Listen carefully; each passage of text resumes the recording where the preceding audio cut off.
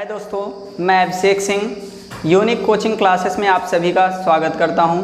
आज के वीडियो में हम 11th क्लास का टॉपिक लेकर आए हैं, जो अपने 11th क्लास के पहले वीडियो में हमने बताया था रासायनिक संयोग के नियम के बारे में। तो वहां पर हमने रासायनिक संयोग के दो नियम जाने थे, पहला द्रव्यमान संरक्षण का नियम और दूसरा हमारा जो था वो स्थिर अनुपात का नियम था। तो वो दोनों नियम तो हमने अपने पहले वीडियो में पढ़ लिए थे। आज हम चर्चा करेंगे गुणित अनुपात का नियम।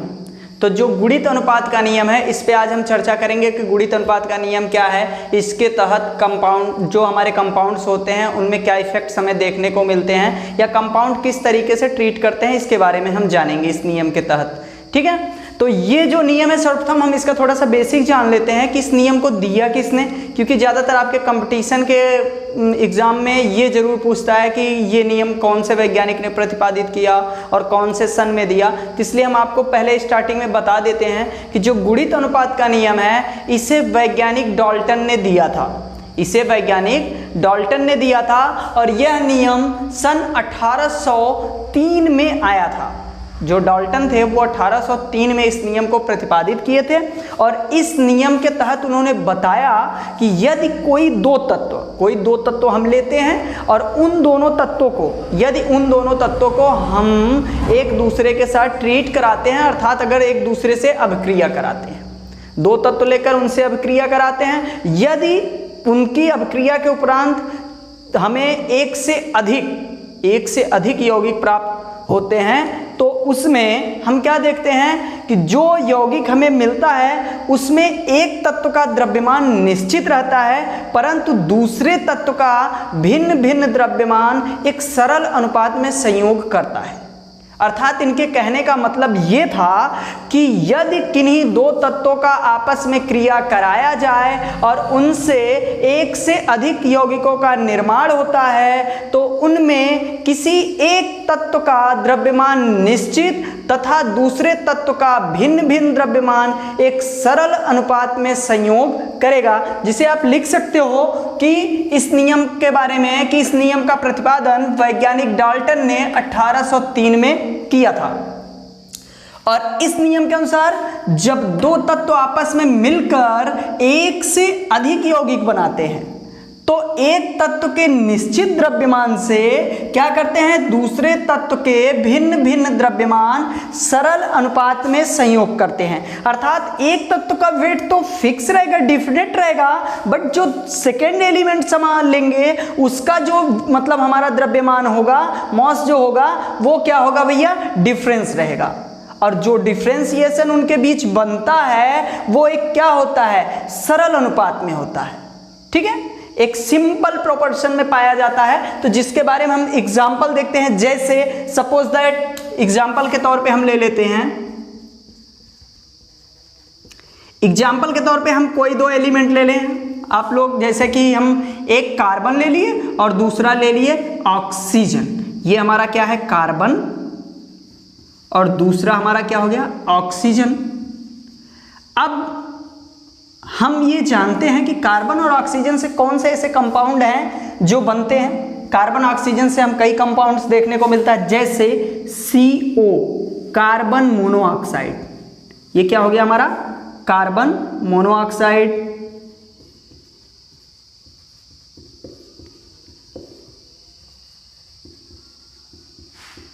एक ये कंपाउंड बन जाता है, और क्या बन जाता है बच्चों, CO2, carbon dioxide. Carbon dioxide.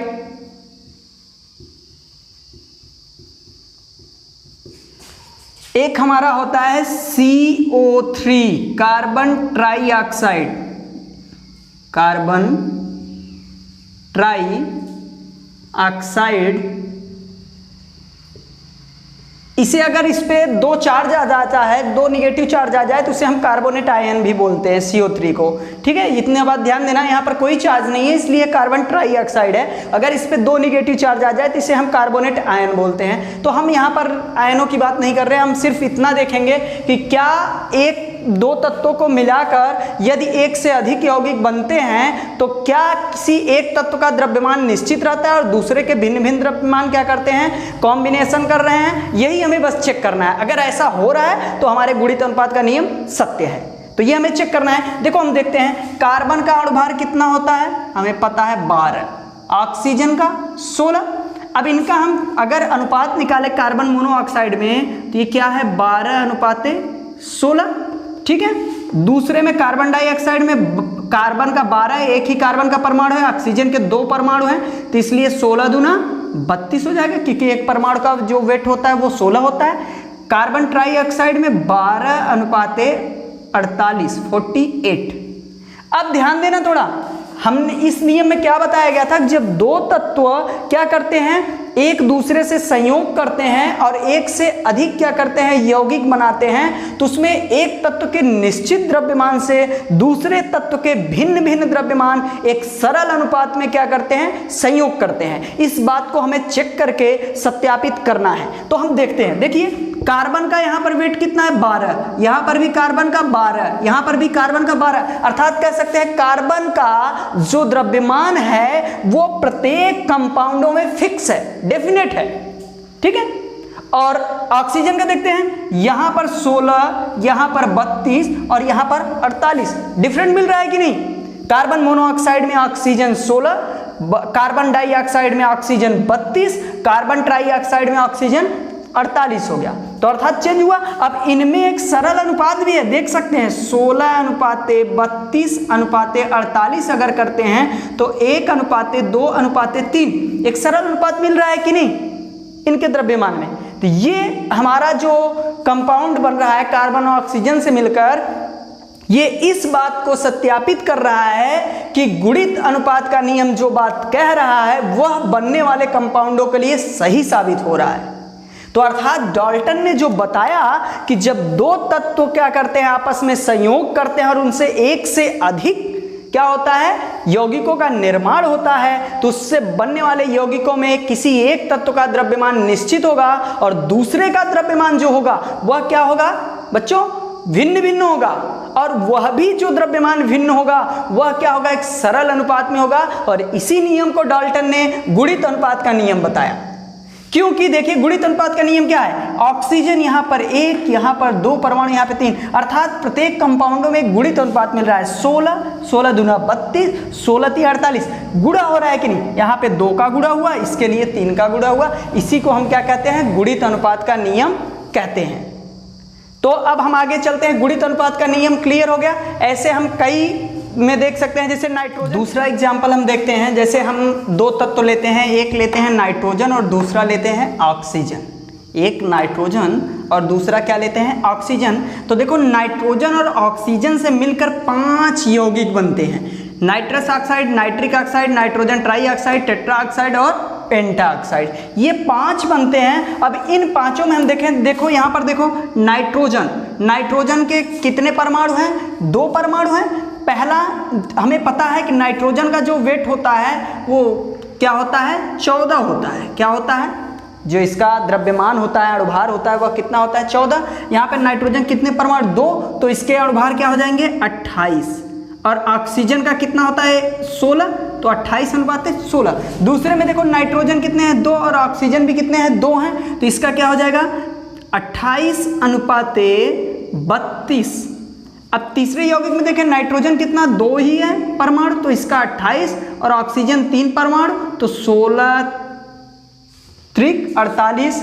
इसमें देखो नाइट्रोजन कितने हैं 2, तो यहाँ पर भी 28 और यहाँ पर कितना हो जाएगा 64 और यहाँ पर भी 28 और यहाँ पर क्या हो जाएगा 80। अब थोड़ा ध्यान देना बच्चों कि नाइट्रोजन का देखो प्रत्येक यौगिकों में नाइट्रोजन का जो द्रव्यमान मिल रहा है वो कितना मिला है 28।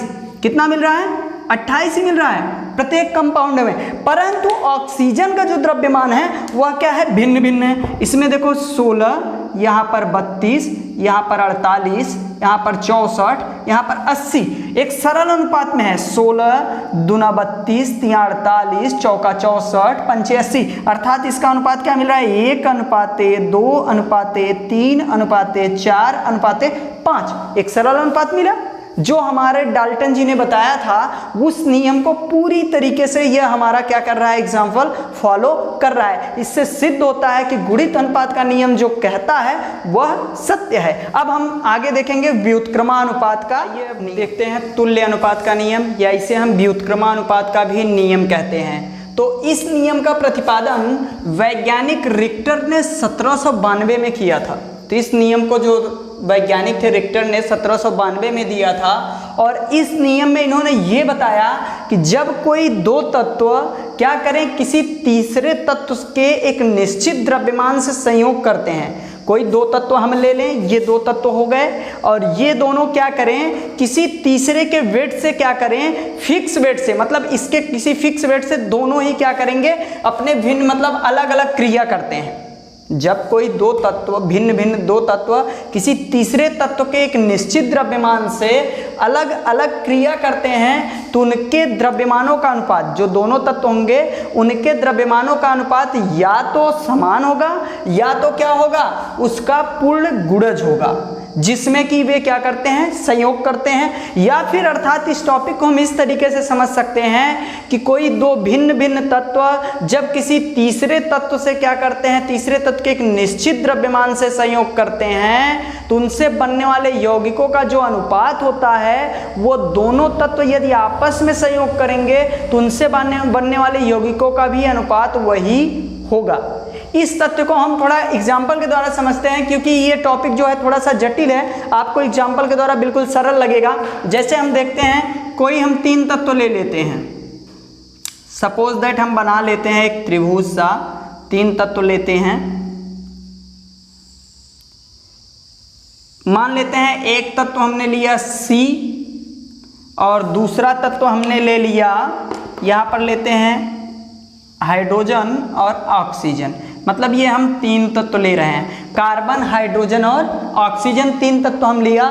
तो हमने जो बात किया कि जब दो भिन्न भिन्न तत्व मान लो हाइड्रोजन और ऑक्सीजन क्या करते हैं, तीसरे तत्व के एक निश्चित द्रव्यमान से क्या करें, संयोग करें।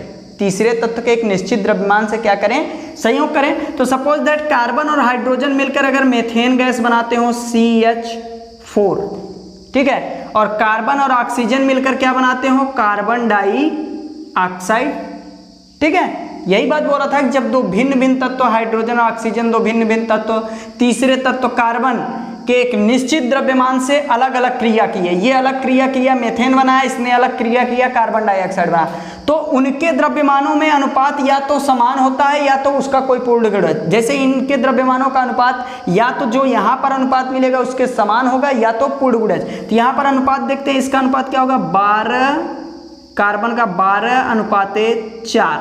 इसे अगर हम मल्टीप्लिकेट इसे कटा देते हैं तो ये आ जाएगा, क्या हो जाएगा, ये 3:1 देखने में को मिलेगा। और यहाँ पर हम देखते हैं 12:32 मिल रहा है, इसे अगर हम कटा दें तो ये आ जाएगा 3:8। तो ये तो देखो समान है अनुपात की नहीं, कार्बन का जो अनुपात है यहाँ पर भी 3 है और यहाँ पर भी क्या है, 3 है। यही बोला था कि दो भिन्न भिन्न तत्व तीसरे तत्व के एक निश्चित द्रव्यमान से, तो दोनों तरफ कार्बन क्या है, ऑक्सीजन के साथ भी 3 है और हाइड्रोजन के साथ भी 3 है। तो बोलता है कि उनके जो दो तत्व होंगे हाइड्रोजन ऑक्सीजन, उनके द्रव्यमानों के अनुपात या तो समान होते हैं या तो पूर्ण गुणज। तो हम देखते हैं हाइड्रोजन और ऑक्सीजन से जो बनता है कंपाउंड्स वो जल होता है, और इसका जो अनुपात होता है वो क्या होता है, 1:8, जो यहाँ पर मैच कर रहा है। देखो ऑक्सीजन का कितना है, 8 ऑक्सीजन, ये क्या है ऑक्सीजन, और हाइड्रोजन कितना है, देखो यहाँ पे हाइड्रोजन 1 है। तो मिला कि नहीं, सेम जो हमारा नियम बोला कि जब दो भिन्न भिन्न तत्व किसी तीसरे तत्व के निश्चित द्रव्यमान से अलग अलग क्रिया करते हैं तो उनके द्रव्यमानों का अनुपात या तो सरल होगा या तो उसका कोई पूर्ण गुणज होगा। तो यहाँ पे क्या हमें मिला, सरल मिला एग्जाम्पल पे। और भी हम एग्जाम्पल देख सकते हैं, जैसे देखते हैं कोई और 3 तत्व हम ले लें, कोई और 3 तत्व ले लें, यहाँ पर ले लें हम, मान लो सल्फर ले लें, हाइड्रोजन ले लें और ऑक्सीजन ले लें। तो चूंकि देखो अगर हाइड्रोजन और सल्फर क्रिया करते हैं तो क्या होता है, हाइड्रोजन सल्फाइड बनता है। सल्फर ऑक्सीजन क्रिया करते हैं तो क्या बनता है, सल्फर डाइऑक्साइड बनता है। ठीक है, और जब ये आपस में अब क्रिया करते हैं तो क्या बनता है, जल बनता है।